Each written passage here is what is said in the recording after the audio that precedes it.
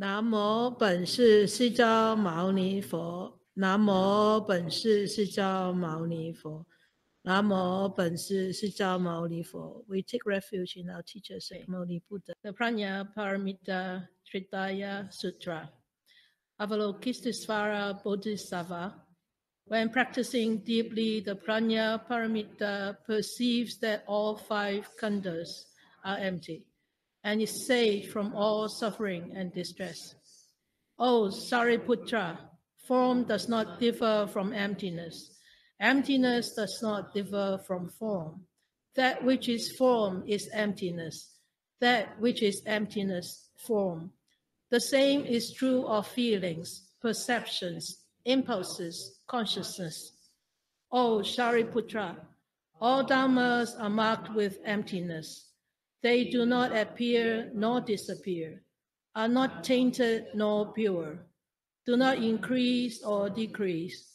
There is emptiness, no form, no feelings, no perceptions, no impulses, no consciousness, no eyes, no ears, no nose, no tongue, no body, no mind, no color, no sound, no smell, no taste, no touch, no object of mind, no realm of eyes, and no forth until no realm of mind consciousness, no ignorance and also no extinction of it, and so forth until no old age and death, and also no extinction of them. No suffering, no origination, no stopping, no path, no cognition, also no attainment.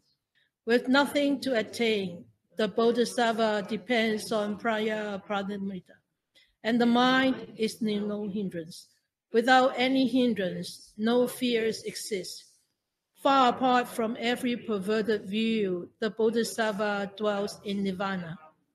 In the 3 worlds, all Buddhas depend on Prajna Paramita and attain unsurpassed, complete, perfect enlightenment.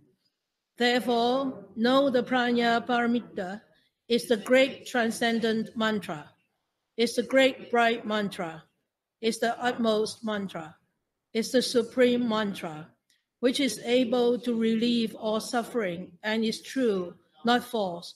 So proclaim the Prajna Paramita mantra. Proclaim the mantra that says, Gade Gade Paragade Parasam Gade Bodhe Swaha. Okay, a couple of weeks ago, we were still on the first paragraph. Avalokiteshvara Bodhisattva, when practicing deeply, the Prajna Paramita perceives. So a couple of weeks ago, we talked about the 6 paramita.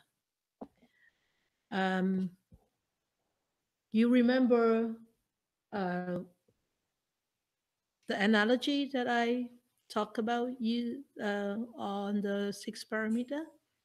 The first analogy is using a boat, very good. And then the next one, analogy is using a gazebo. Was it a tree? No. You know, what kind of, which part of the plant that I use? Oh, yeah. Yeah, how many petals? Yeah, very good. So what is in the center of the petal or of the flower? Huh? The wisdom, very good. What are the 5 petals represent? Generosity? It is. Huh? What are the 5 petals represent? What is wisdom? It's one of the 6 paramitas. Yeah. What are the rest of the 5 petals? Tolerance, okay. Generosity, yeah, okay.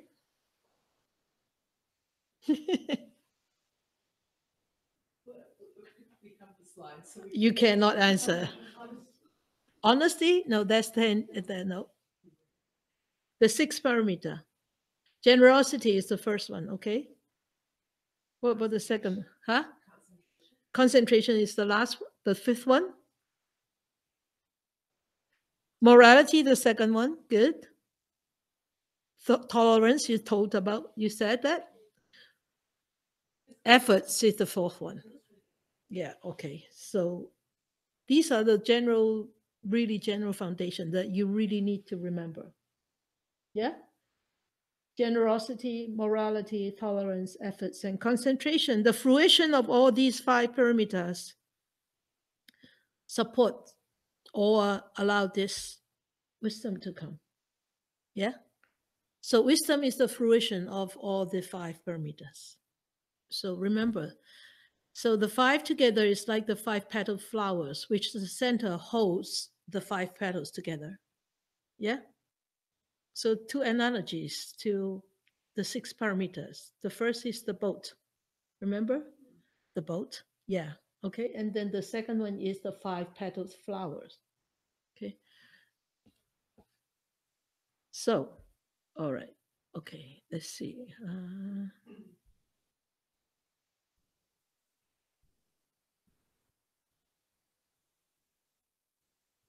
So, you need to jump onto one slide because the opening gata is on the next slide. Okay. So when practicing deeply the Prajna Paramita, we continue with the first paragraph, the second sentence of the first paragraph. So in here, the Prajna Paramita, that means the wisdom, the paramita of wisdom. Okay, and prajna is the substance, which means it actually allow us to attain spiritual awakening. And when we attain spiritual awakening, we naturally will become wise. Yeah. So, what are we wise about? The truth of existence, which is emptiness, right? So the Buddha has actually gave another analogy in relating to the death of emptiness that we actually achieve, and he used three animals. I don't know whether I talked about this before. You probably say no. No, yeah, you have. I haven't talked about that. So let's talk about it again. All right. So as if this is the first time. So remember, paramita is the function and means to reach the other shore, just like the boat. Row a boat, row across the. Yeah. Okay. So which is, we use this marvelous wisdom to actually transform this samsara, keep transforming this state of samsara until we reaches completely beyond it to this realm of true emptiness, true happiness. Okay. So there are three animals, which is analogous to three vehicles of practice. So different vehicle, the first vehicle and second vehicle, and then or the smallest vehicle, and then the second vehicle, and then the biggest vehicle. The vehicle, that means it takes you from this shore to the other shore. Okay. So the three animals, the first one is the rabbit. It says the rabbit. So rabbit, crossing the river actually symbolizes the cyclic existence of birth and death. That means samsara. Okay. So, and the afflictions. And the afflictions actually is the accumulations from many, many past lives. And it is really not easy to eradicate. It's really not easy to correct our old habit and to stop reacting so that we don't actually accumulate more new sankhara. And let alone an eradication of the old ones is difficult enough, but we constantly multiply. We constantly create more new habits. So we need to be very, very patient. So the three animals actually symbolizes the three vehicles, or actually symbolizes the three types of practitioners. So we can check on which type we belong to. Okay. And the water actually symbolizes emptiness. So the depth of the river actually symbolizes the level that we understand emptiness, or we actually comprehend, and actually, or being able to, in our life, being able to actually be mindful of that emptiness nature of life. Okay, so the rabbit. Firstly, the rabbit, we call it the small vehicle. Okay, and this is the sort of lowest, the lowest, the lowest state of a sharp mind. You can call. Okay, so there are three states: the lowest state, and then the middle, and then the highest state. You can imagine when a rabbit trying to struggle across the river. Do you think the rabbit would know the depth of the river? It's impossible, right? I haven't seen a rabbit swim. Have you seen a rabbit swim? No, so it's quite difficult, right? So you can, so it actually it tells you how sharp the practitioners in this category would be. It won't be very sharp, right?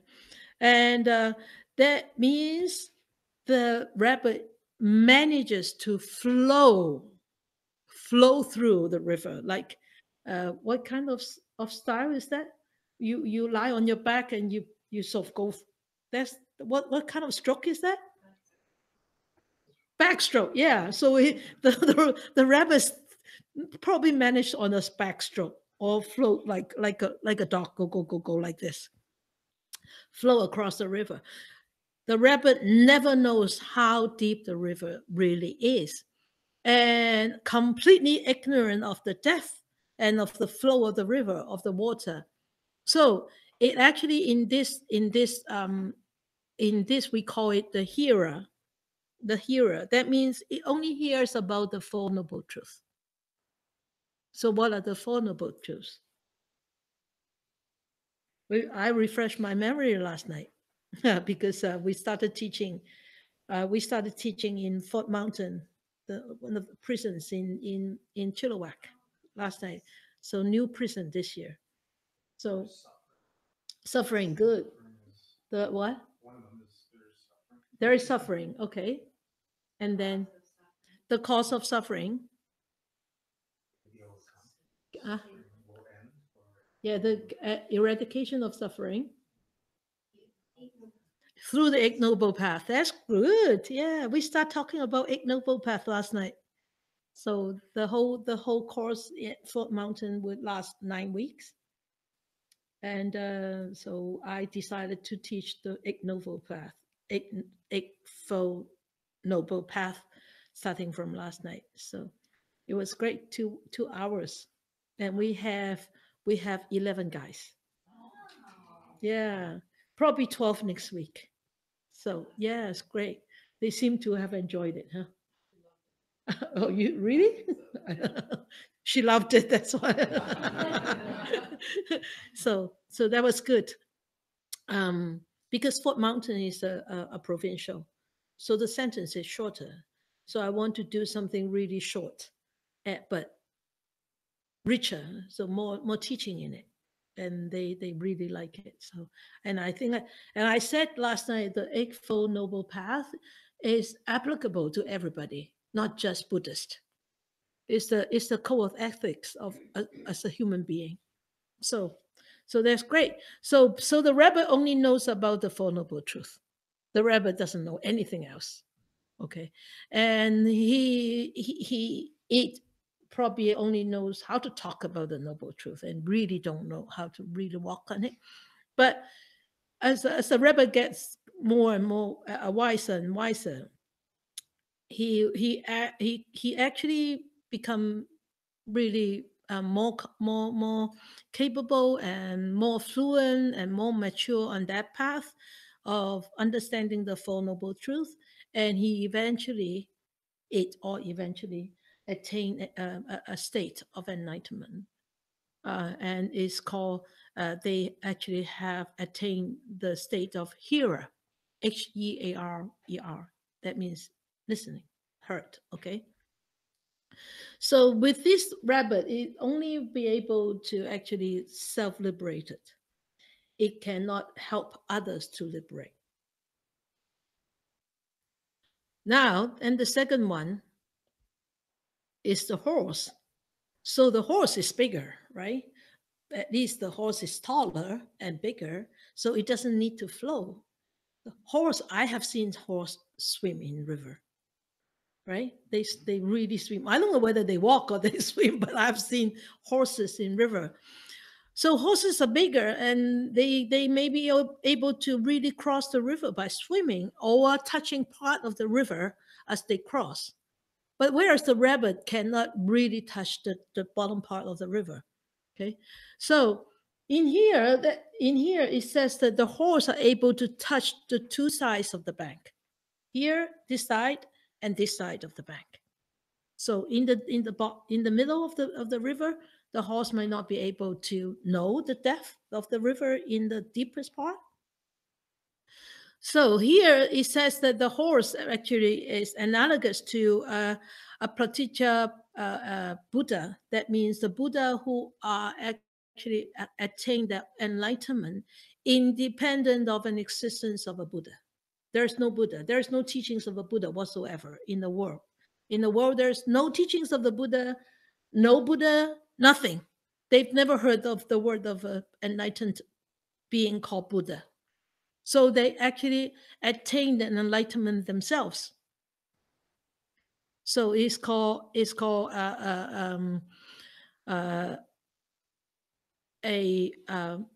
Paticca Kaya Buddha, and it says that even though they are able to cross the river, but they are swiveled by the current of the water.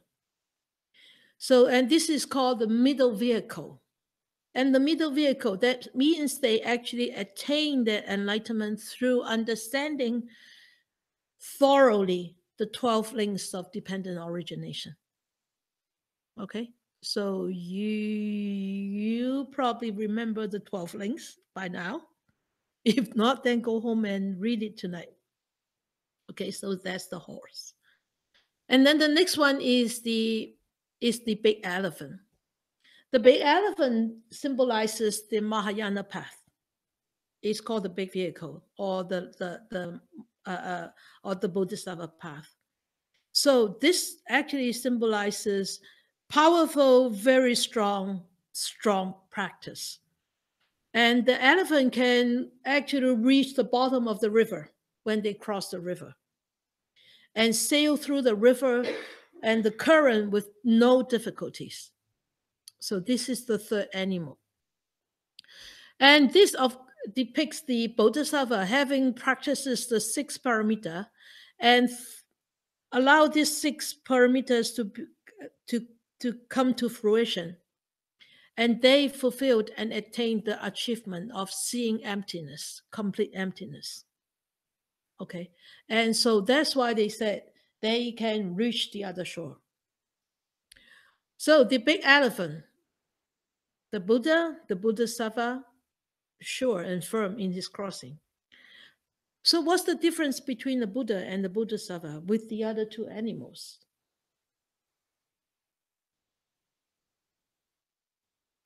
The elephant is the only one that can help others. Yes, the elephant is the only one that can help the others. So it not only benefited themselves, allowing themselves to get to attain this enlightenment through this understanding and implementing the idea of emptiness and the knowledge of emptiness and the experience of emptiness, and it also able to help others to actually attain the enlightenment. Okay. So that's the first one, Shravaka. That means the hearer, listening to the Four Noble Truths, and they attain their achievement through understanding the Four Noble Truths. And the second one is the Pratitya Buddha, that means they attain their enlightenment, but they are not able to help others to attain enlightenment. Okay, and then, or this is called Yun Go or called Tok Go. And then the third one is called the Bodhisattva, or another state or higher state of Bodhisattva is the Buddha. A Bodhisattva actually did not want to become a Buddha because they wanted to help suffering beings to be alleviated from their own sufferings. So that's why they choose to stay as a Bodhisattva. Okay, like him. He chose to stay as a Bodhisattva until all the prison, all the hell's realm is completely empty and all beings are liberated. And it's impossible. We know it's impossible. Okay? So he will never become a Buddha. He will always remain as a Bodhisattva. And so is Avalokiteshvara. Okay? So this is the three animals that actually the teaching that the Buddha used as a way to explain to us the different state of understanding and implementing the emptiness. We reach different state. So when we cross the river, so check on us. So who are we? Which one is us? I don't think I'm a rabbit yet. Okay, so I want to share with you a story in the Mahayana tradition.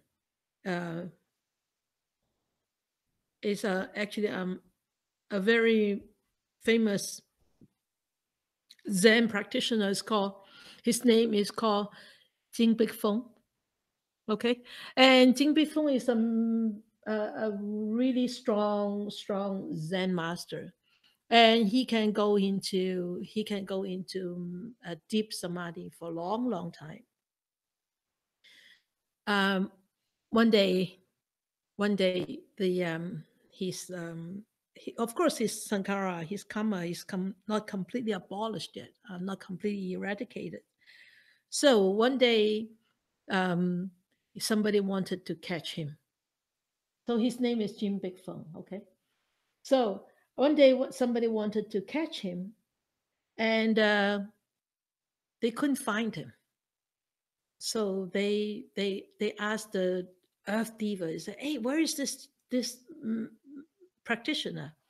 And the Earth Diva, Earth Diva said, "Oh, he's in deep samadhi. You can't see him because he attained this level of emptiness.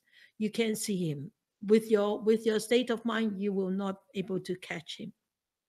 But Jin Bik Fang is very attached to something. His crystal bowl.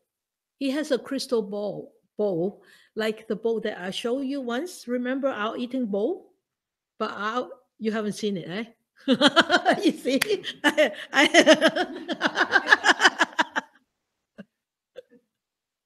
Have we got a bowl here? No, I don't think so here. Well, anyway, the bowl that we eat with, is a ceramic bowl. So, but Jin Bik Fang has a crystal bowl, a really transparent crystal bowl. And that is his favorite, his beloved crystal bowl. And so the Earth Diva said, if you go and play with his crystal bowl, he will come. Because he is so afraid that, somebody would take his crystal bowl. So these little guys went to crank on his crystal bowl. Clunk, clunk, clunk, clunk, clunk, clunk, Oh, sorry. It's working. Okay, it's working. You want to start here? Better have something, right? Maria, you should be here pressing the button. Anyway, so these little guys, they play some supernatural power and became little mice and rats. Go and play with the crystal ball. Jingle bell, jingle bell, jingle all along. And this Jin Bik Fang said, Who is playing with my crystal ball? And he appeared from his emptiness. He appeared as a human being again. And the little guy said, ha ha ha, you see? So they got all the chains out, all the chains, all the ropes, and wanted to tie him down. He said, hey, just a minute, just a minute. I still have some business to do. You can tie me down later on. Just give me a few seconds, right? There is a little difference in the stories. Some stories that give that he bargained to get 7 days. Some stories that he bargained just for a short time. Just let him finish with his business. So whatever, it doesn't matter how much time. And he bargained with this little guy. He said, okay, just give me some time, okay? I'll finish my business now. I'll let you tie me down. You know what he did? He broke the bowl. He broke the bowl and went into his emptiness and disappeared. And and he wrote on the wall. He wrote on the wall this poem. He said, if someone wants to catch Jin Bik Fang, that means wants to catch me. He didn't say me. If they say me, then there's a self there, right? He said, if someone wants to catch Jin Bik Fang, unless the empty space is tied down with chains and ropes, unless you can tie down this empty space, like this space with chains and ropes.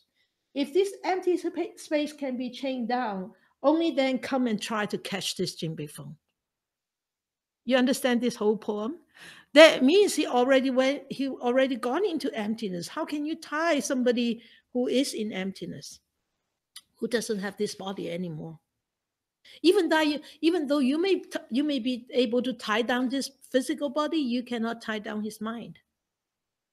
This is just material. Just like when we die, this body goes degraded, right? But you cannot tie down that mind. That mind flows as energy. You see? So this is the you can see from this poem that certain people can reach that state of emptiness, that understand that state of emptiness and detach themselves so much that nothing can tie them down.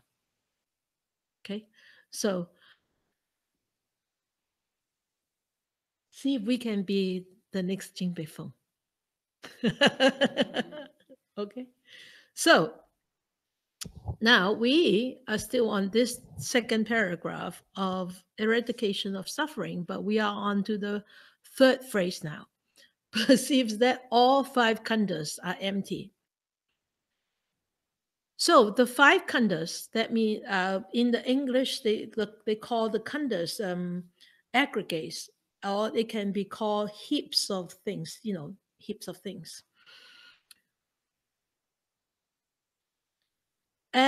But in Sanskrit, khandas mean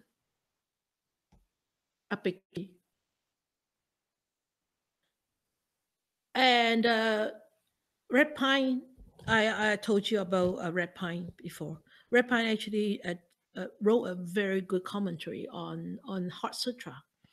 And red pine said the khandas possibly in the old days, they meant a banyan tree. This is a banyan tree. This is the roots of a banyan tree. But you know how banyan tree comes? Anybody know? No. Okay. Have you seen a banyan tree? Yeah, with the aerial roots. You know, the banyan tree, actually, they don't grow from the bottom. They grow from the top. A banyan tree is possibly, the birds drop the seeds of a banyan tree on some other tree, like a log, and then it grows on there, and then they have aerial roots. They give out a lot of aerial roots, and the aerial roots grow from the top to the bottom. The aerial roots actually becomes the trunk of the tree. And but with the banyan tree, it keeps on giving out aerial roots. So in a big banyan tree, you can see this banyan tree. This is This banyan tree is almost 1,000 years old. This one here. These two pictures, this picture I took it 3 or 4 years ago. This one was just last year in Fujian. This is I think about 800 years old. This one here, and you can see these are all the aerial roots, and you can see aerial roots hanging down here, and these are all aerial roots. This is the younger ones. This is the older one. I think nowadays in one of the oldest banyan tree, there are 350 trunks in one banyan tree. And this is the banyan tree. You can you see these aerial roots here? These one hanging down. These are all aerial roots, and these roots will become the trunk itself. So this is how a banyan tree is actually survived. So in the word khanda in the Sanskrit term actually means a tree that walks, and a tree with trunks that support itself. And the banyan tree in the old days, it says that the tree is like a human being standing there. And it's called, and the banyan tree has the name also called a tree that walks. So in the Nikaya, there are stories about a banyan tree. It said that if you see it from a distance, this tree trunk was sometimes mistaken like a human being in the Nikaya, in the Pali Canon. So the Red Pine said possibly the Buddha was using this word because he in the old days there. Nowadays too, in Hong Kong and in India, there are a lot, and also in China, there are a lot of banyan trees. I don't think a banyan tree can survive here. It's too cold. I think it's a tropical tree. So the Buddha, instead of seeing an individual as a single khanda, he saw it as 5 khandas. Okay, so he considered this 5 khandas as a person's experience of the world from 5 different perspectives. So you all know what are the 5 khandas, right? Quiet. Okay. So we will talk about the 5 khandas. But let us talk about the word perceives first. I have it in red. That means we are talking about this now. Perceive that all 5 khandas are empty. Perceives, it means having insight or deep realization of what? Of emptiness. Emptiness of all phenomena. So this is the deep insight into the deep truth about our own existence, about the existence of all phenomena. That means about the emptiness that we previously misunderstood, that we are really, really, truly existing. We are existing, but it's only apparent truth. Okay. So this insight also becomes actually an act of purification. Why is that? Why do you think this is an act of purification? Yeah. So when you understand the truth, and if you can actually implement that into your life experiences, don't think about that purification is really way up there. Purification can happen drop by drop, little by little, right? Each drop could be one act, one purification process. Okay, so that's why when you understand it, when you get insight, when you realize, when you become awakened, that becomes an act of purification. Okay, so it's really not us as a person who actually realizes this. This is a process of realization. Okay, so it is actually a very pure awareness in our mind It's not us as a person to become aware. It's the awareness that become an act of purification. Get that? It's a bit difficult to actually comprehend. So why? Because if it is you that actually attain this purification, then you can call, hey, I have attained this, so I can add more alphabets behind my name, after my name. But no, it's that this awareness, that awareness getting purified, or that awareness realizing that truth. So how can you add alphabets to the awareness? You can't, right? It's not possible. And you cannot say, okay, I can give you a certificate. We can't. There's no certificate. Your own realization, your own understanding is the best certificate. It's the ultimate certificate that you can give yourself. So, and the certificate of completion, certificate of attendance is just a mundane thing that that fulfills our craving. Oh, I've got this certificate. Okay, dun dun dun dun dun. Put it all up, and you say, "Oh, I have achieved so much." You haven't achieved anything. If you keep looking at your certificate and think that you have achieved something, you haven't achieved anything. The biggest achievement cannot be actually printed out into a certificate. So don't ask me for a certificate of enlightenment. You get it yourself, okay?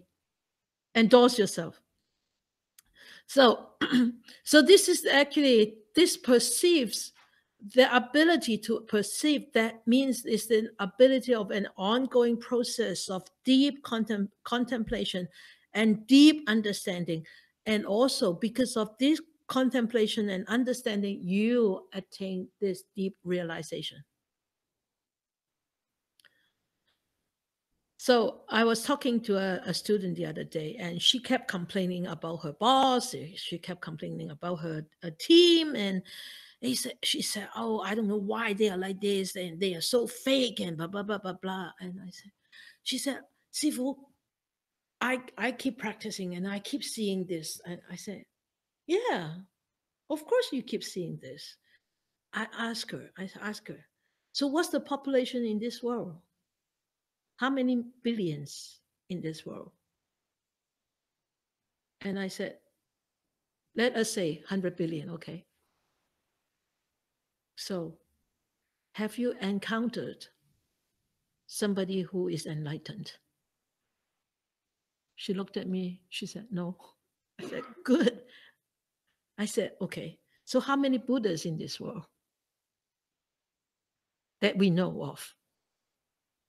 Or are we studying his teachings? One, Sikamuli Buddha, right? So I said, hey, there's so many people and unenlightened beings over there. Can you perceive that truth? That is the truth. That is the truth. Can you realize that truth and keep walking on this path? If you keep complaining, that means you don't actually see this truth. We have to actually come out of it. Keep coming out of it. Keep coming out of it. Keep coming out. Keep improving. Keep realizing. Keep contemplating. Keep realizing. Keep contemplating. And eventually, one day, we will understand. We will come out of our own attachment, our own sankhara, right? And because you don't see it, that's why you keep complaining. You keep complaining about others. What about others complaining about you? Right? People is, oh, terrible. That person is terrible. The same story. I said, stop complaining and just keep working. That, wow, yes, if I don't practice, I'll be just like them. So there's an urgency for you to keep on practicing. Remember that, I said. So that's the apparent truth, that there are actually a lot of unenlightened beings, and we are one of them. Yeah, we are one of the unenlightened ones. So seeing this is the apparent truth.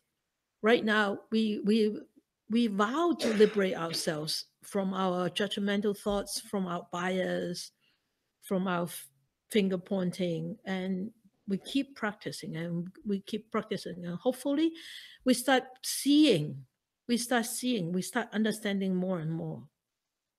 So the function of this perception or perceives that all five khandas are empty is to reconfigure our own ways of existence in this world, and how we actually put ourselves.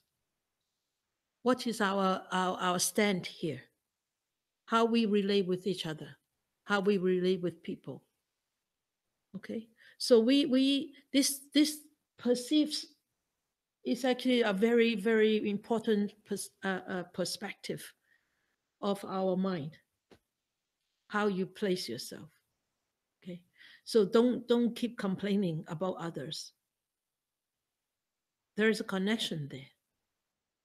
If you keep complaining, the connection becomes stronger and stronger. You will never be able to come out of it unless you stop complaining and start to see, hey, oh yes, this connection comes from the past. Maybe I will start to look at it from another perspective and see whether I can actually lighten that connection. Yeah. So perceives that all five khandas are empty. Sorry, everything come out. Never mind. So we know the khandas. This one is a Sanskrit word, and this is a Pali word. Okay, so the first one is Rupa, or metta, or form, and the second one is Vedana, the sensations or feelings, and the third one is Sanya, or Sanya, Sanna, is perception, and the fourth khanda is Sankhara, mental formation or volition. And the fifth one is consciousness, Vijnana. Okay, these are called khandas, or five aggregates in English, because they work together to produce a mental being, a being with mentality. These five factors constitute and actually completely explain our existence, the physical and the mental. So, metta, let us look at metta, Rupa. So Rupa is the metta, the body or the material form of a being, existence, or any existence, okay? So Rupa, in any existence, us or a dog or whatever, it considered to be made up by four great elements. So could you please name the elements for me? Earth, good. Good. Okay, earth. What does earth represent? The nature of earth? The bones. And what are bones? What's the nature of bones? Solid. Okay, solidity. So what is water? Blood. What else? Cohesion, cohesiveness. So it binds. It binds what? It binds the earth together, right? Okay. Then what about fire?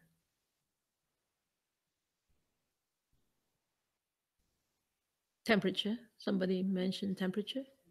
Heat. Yeah. It produces heat. So it brings on life. So what about the wind? Yeah, breath. So what's the nature of breath? Huh? Okay. Air. Movement, motion, right? Motion. Okay. So this is the material, composed of four great elements. Rupa, though we think it is just a material world, it is actually the outside world. When you presumably that we have an inside world.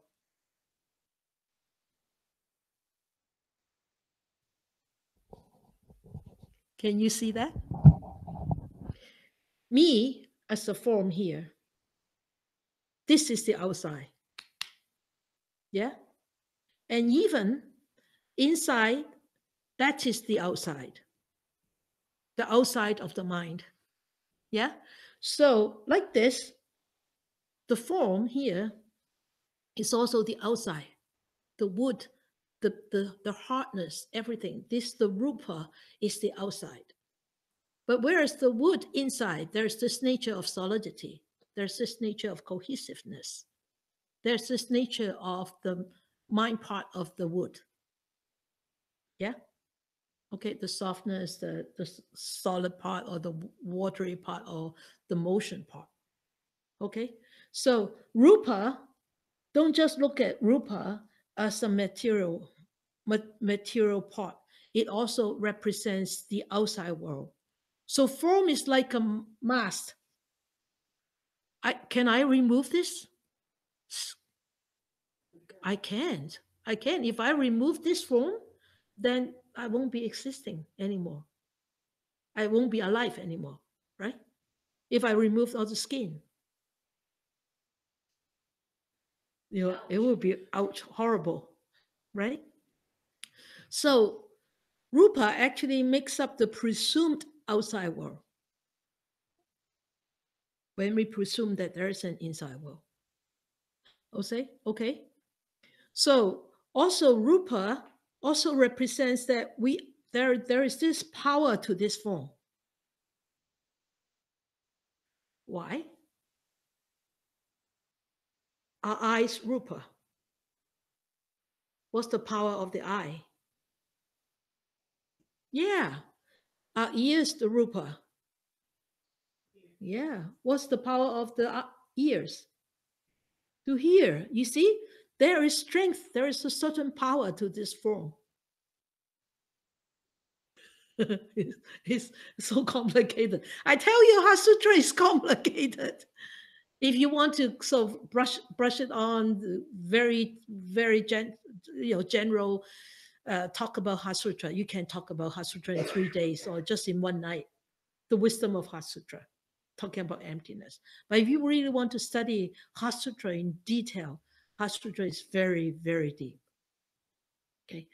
Yes. So the power of sight and hearing, No. the power part. That the power part actually is included in that Rupa.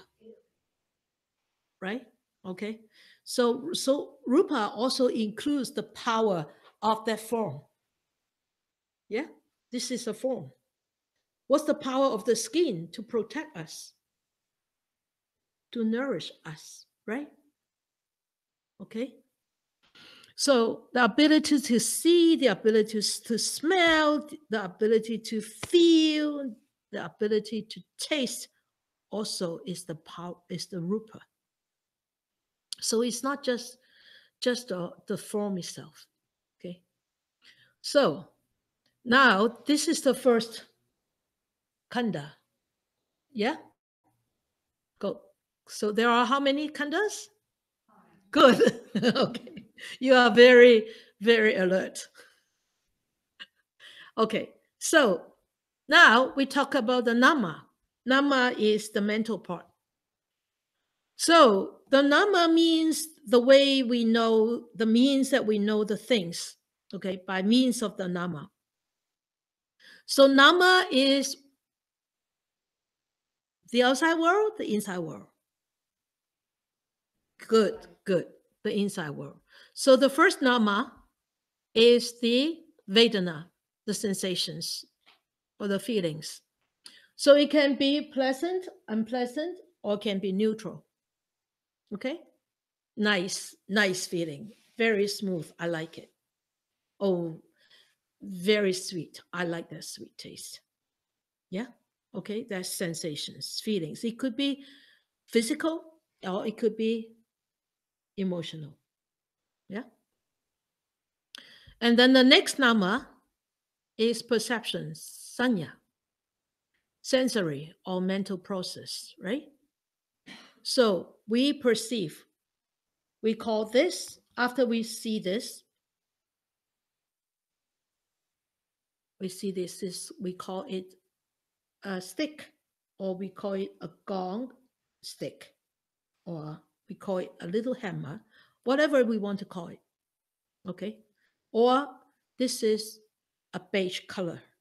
So we know, we can identify what these are with our past experiences. A tree, beige color, a t-shirt, or I'm scared, fearful, okay? Perception. Then there comes this memory or reaction or action or mental impression or recollection, whatever word you want to use it. It's called sankhara. So sankhara that means we actually will start to act out after we perceive. So this is actually a process that we initiate an action or initiate an act. So what is the common sankhara that you have experienced? Or you can call, oh, well, I mean, some of you, almost everyone except Tissa and Terry, and they haven't said it for personal course. So those this hasn't said one.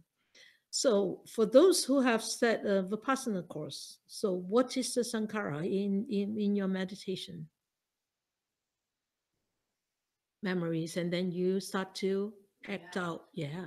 React with what? Feeling sensations. Oh, you feel. A memory you can actually go back into it. Okay. But the sankhara is actually a reaction or an action. So when you have this memory coming up, okay, memory come up, you recollect some memory, and then you will start to actually have this mental impression. I don't like it, or I like it, or I'm scared. And then you will manifest itself in some actions or palpitation or yeah. And then you don't like it. And then you don't like it. Then you say, then the teacher said, oh, you what? You not multiply your sankhara. Because like chisel and hammer, remember? Carving on stones, carving on the rock, or writing on sand, or writing on water. It's different, right? Okay. So this is the mental formation. So in here, the Buddha said, or some school said that there are actually 52 different kinds of habitual behavior, reaction, 52 different kinds. Scary. Naming some of them, it could be shame, confidence, indolence, pride, anger, doubt, intelligence, belief, whatever. Okay, 52 different kinds. Craving, greed, animosity, okay, so guilt. So 52. So this khandas actually supplies a template that the perception applies to sensation and form. I'll explain it later. Okay. So the fourth nama is consciousness, vijnana. So this is discrimination or discernment. So we become aware of an object and then we discriminate. We start to actually identify and discriminate its components and its aspects. So how many different kinds of consciousness do we have? Where does consciousness come from? Sense source. Good. How many different kind of sense source do we have? 6. Name them, please. Eye, ears, tongue, nose. Skin is body. Body. Yeah. And then the mind. Good. 6 consciousness. I tell you. In terms of the world, in Heart Sutra, it starts from Vedana, or the sensations, or in any of the teaching, sensations, perception, mental formation, and consciousness. But actually, it starts from consciousness first in the real world. We talked about that, didn't we? The eye sees something. There's this eye consciousness coming up. And then it works its way up. Then there will be an impression, a memory. We call this is what? A tree. Okay. And then we extrapolate the memory of this previous state of consciousness. Oh, I've known this. Okay. And this perception we call, oh, wow, this is called a tree. And this is called red color. Okay. And then the red color is, oh, I like this. Then brings on a Vedana. Okay. And it brings on a Vedana, and it could, because of this Vedana, we could go into this reaction part, the Sankhara part. This Sankhara, this Sankhara part. Okay. So I put that into a diagram, see if you can actually understand it a little bit better. A form. And then a consciousness. So consciousness are sense doors. Okay, the eye consciousness, the ear consciousness, the nose, the tongue, the body, and the mind. And then seeing a form, the consciousness get contact with the form. There is a contact. Okay, so I contact with this form. So the contact, it brings on what? It brings on some mental factors, feelings, perceptions, volition. Feelings is Vedana. Perceptions is Sanya. Volition is Sankhara. You are with me so far? Okay. So when there is this mental factors that coming, the mental factors can start to have contact. The mental factors will create a new consciousness. Because those eyes start to realize this is so-called a stake. So the new consciousness is called a stake. The new consciousness will start to have contact with these mental factors.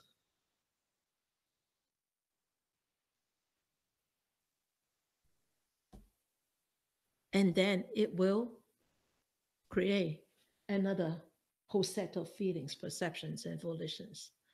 That's why the 5 khandas are impermanent.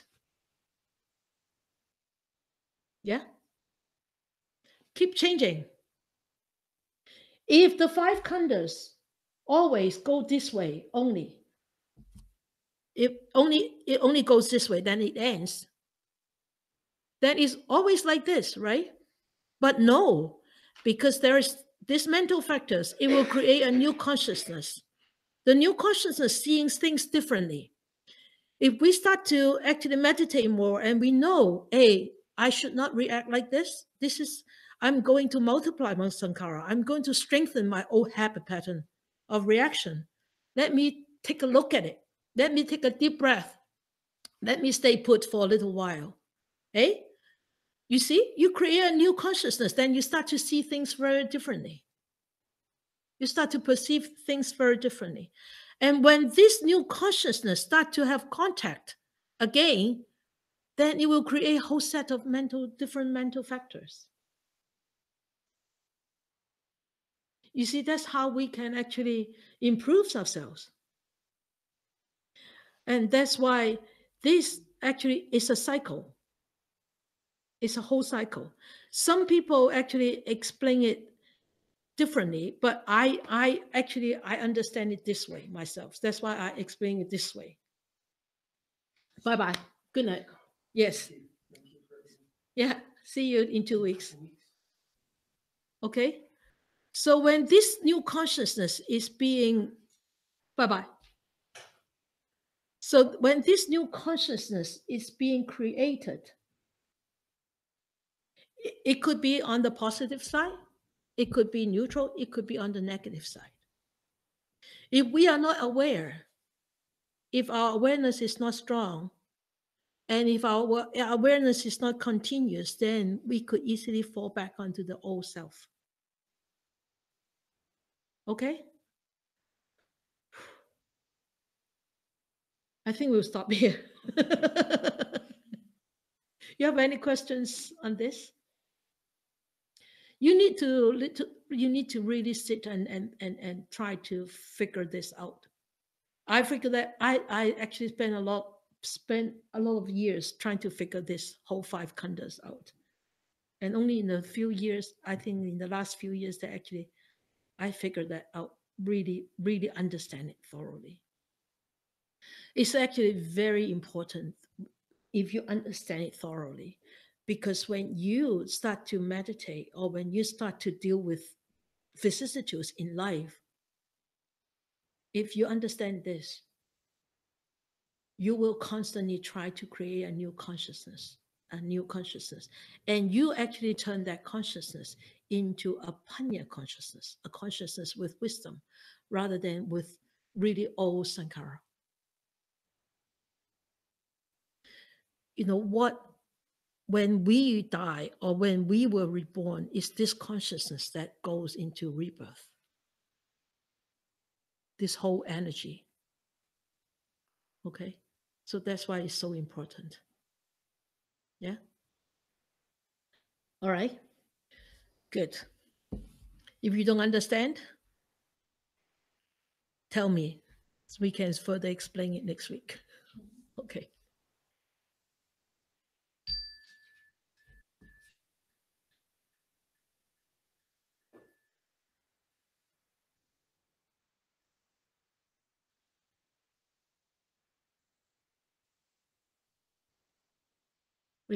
We bring our awareness back to this body.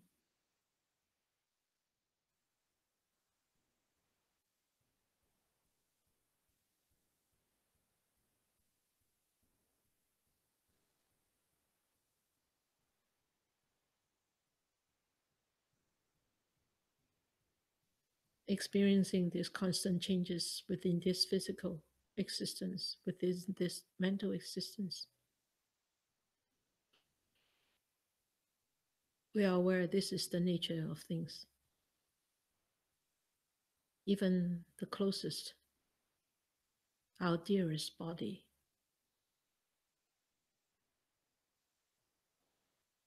constantly in this flux of changes. And we allow this good thought to arise on our mind. For all the benefits that I gather tonight, may I share with all beings. Visible, invisible, human, non-human, big or small, far or near. May they be free of enmity. May they be free of miseries. May they start to live in a world with brightness, warmth, experience compassion and love, and be happy and be peaceful. May we wish more and more people will encounter the words of the Buddha, study them, practice them, and allow their own experience to help them to liberate from their own sufferings and become happy and peaceful.